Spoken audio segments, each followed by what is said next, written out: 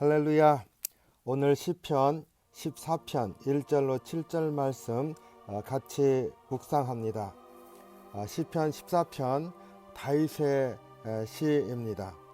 오늘 이 시편을 통해서 하나님을 없다 하는 자와 하나님이 함께 하는 자를 대조하여 보여주고 있는데, 하나님을 아는 자의 모습을 다시 한번 성찰해 보기를 원합니다. 하나님이 없다 하는 자에 대해서 1절에서 4절로 언급을 하고 있습니다. 어리석은 자는 그의 마음에 이르기를 하나님이 없다 하는도다. 그들은 부패하고 그 행실이 가증하니 선을 행하는 자도 없도다. 여호와께서 하늘에서 인생을 굽어 살피사 지각이 있어 하나님을 찾는 자가 있는가 보려 하신즉 다 치우쳐 함께 더러운 자가 되고 선을 행하는 자가 없으니 하나도 없도다. 죄악을 행하는 자는 다 무지하냐? 그들이 떡 먹듯이 내 백성을 먹으면서 여호와를 부르지 아니하는도다. 여기에 하나님이 없다 하는 자들, 어리석은 자다, 부패하였다, 그들의 행실이 가증하다. 그래서 선을 행하는 게 없죠.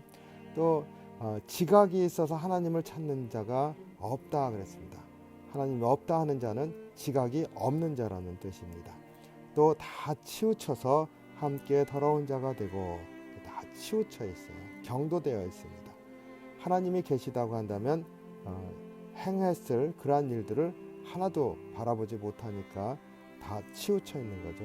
하나님이 안 계시면 하게 되는 일들만 하고 있습니다.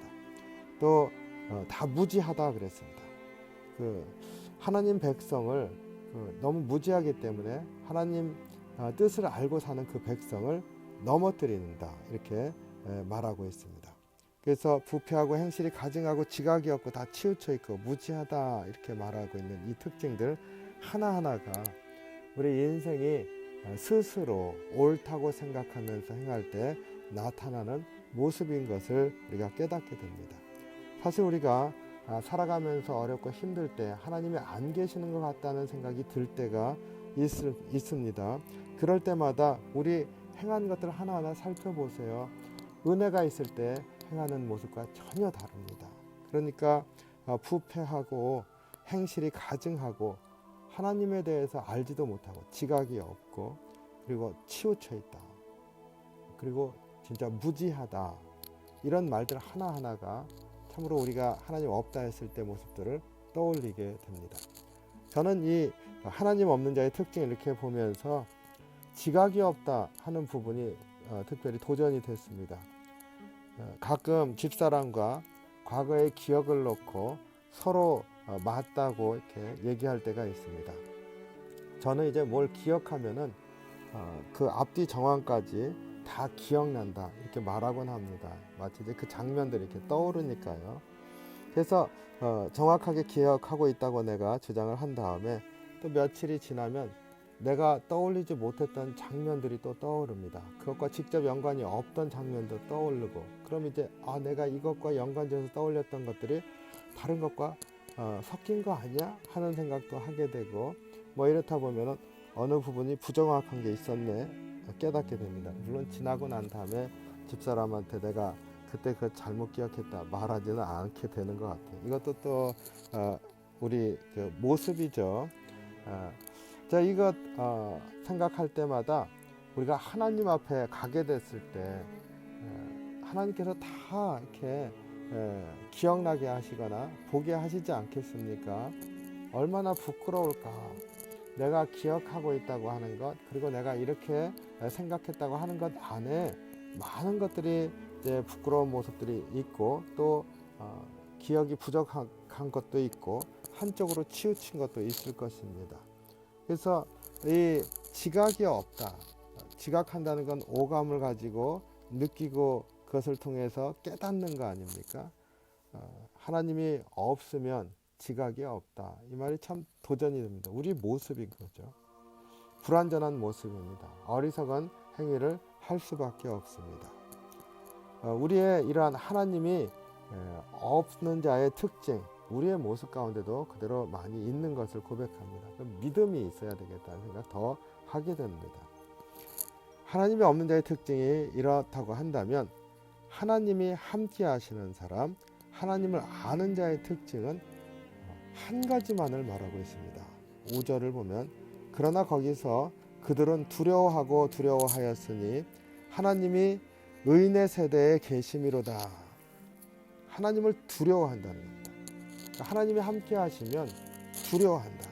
두려움을 가지고 두렵고 떨림을 가지고 살아간다 말하고 있습니다. 우리 잠언에서 하나님을 경외하는 것, 두렵고 떨림으로 하나님을 높여드리는 거죠. 그것이 지식의 근본이라 이렇게 말하고 있는 것 잘 압니다. 우리의 삶의 가장 근본적인 것, 하나님을 두렵고 떨림으로 경외하는 것. 그래서 두렵고 떨림이라고 하는 게 하나님을 아는 자의 특징인 것이죠. 다윗이 바로 그것 한 가지를 얘기를 하고 있습니다. 참 놀랍다 싶습니다. 잠언을 읽었나 싶을 정도예요. 그만큼 가장 본질적인 것을 다윗이 깨닫고 고백하고 있습니다. 우리도 그것을 알길 원합니다. 하나님을 아는 자는 두려움으로 산다. 그 무서워하면서 산다는 뜻이 아닙니다. 하루하루를 깨어서 두렵고 떨리는 마음으로 산다는 것이지요. 종교개혁자 루터가 우리 개신교 신앙인의 자세에 대해서 말하는 것 중에 이와 똑같은 말이 있습니다. 라틴어로 말하는데 코람 데오다. 데오는 하나님이라는 뜻이고 코람 그 앞이니까 하나님 앞에 있는 자와 같이 산다.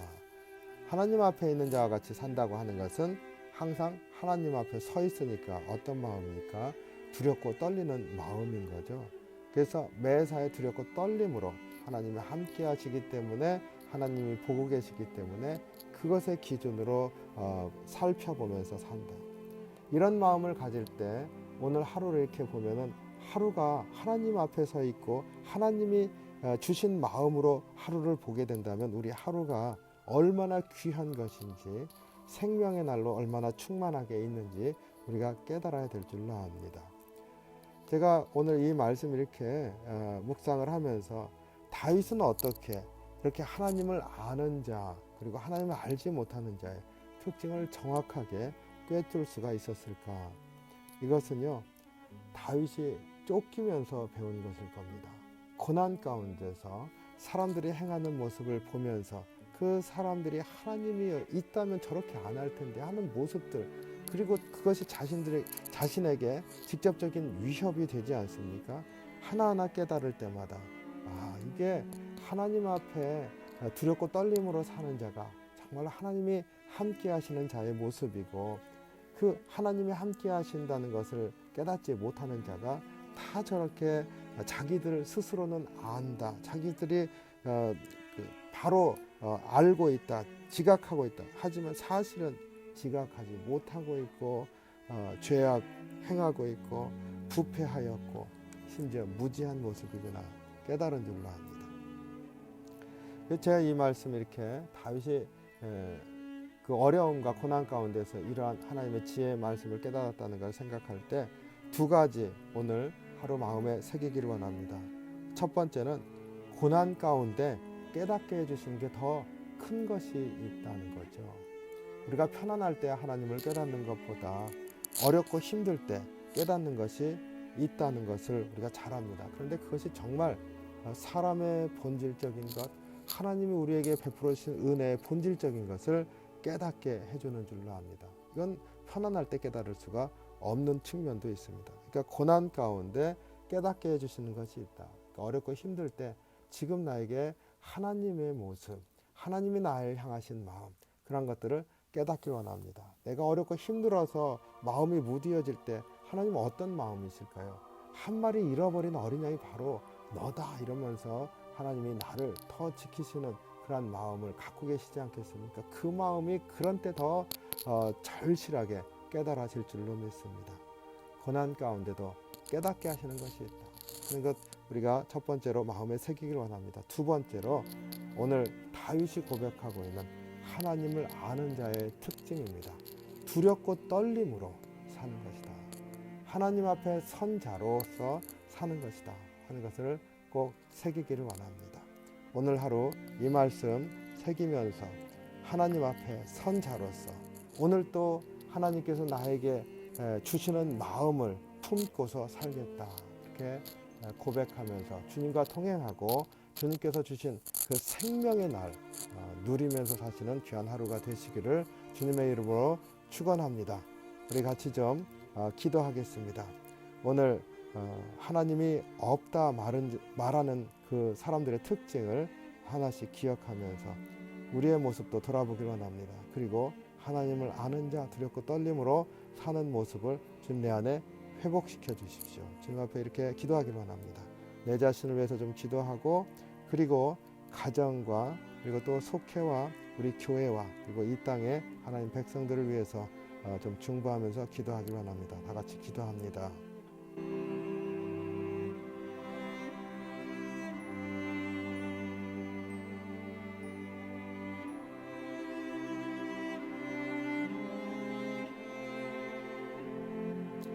사랑이 많으신 주님, 주님의 은혜와 사랑에 감사합니다. 우리가 주의 사랑을 입어서 주님의 백성이 되었고 주님의 자녀가 되었습니다. 하나님을 아는 자의 특징이 하나님 앞에 선 자로서 늘 두렵고 떨림으로 하나님께서 주신 모든 것들을 진정으로 소중하게 여기면서 살아가야 한다 하는 것을 다시 한번 깨닫게 하시니 감사합니다.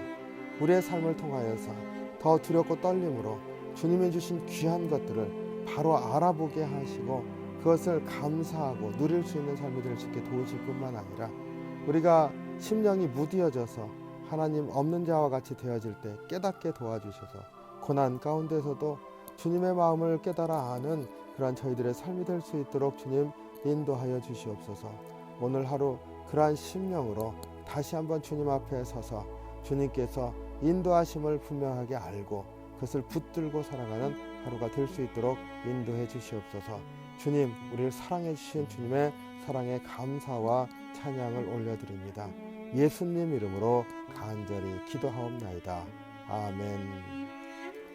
오늘도 주신 말씀 통하여서 주님 앞에 감사함으로 사시는 귀한 날 되시기를 주님의 이름으로 축복합니다.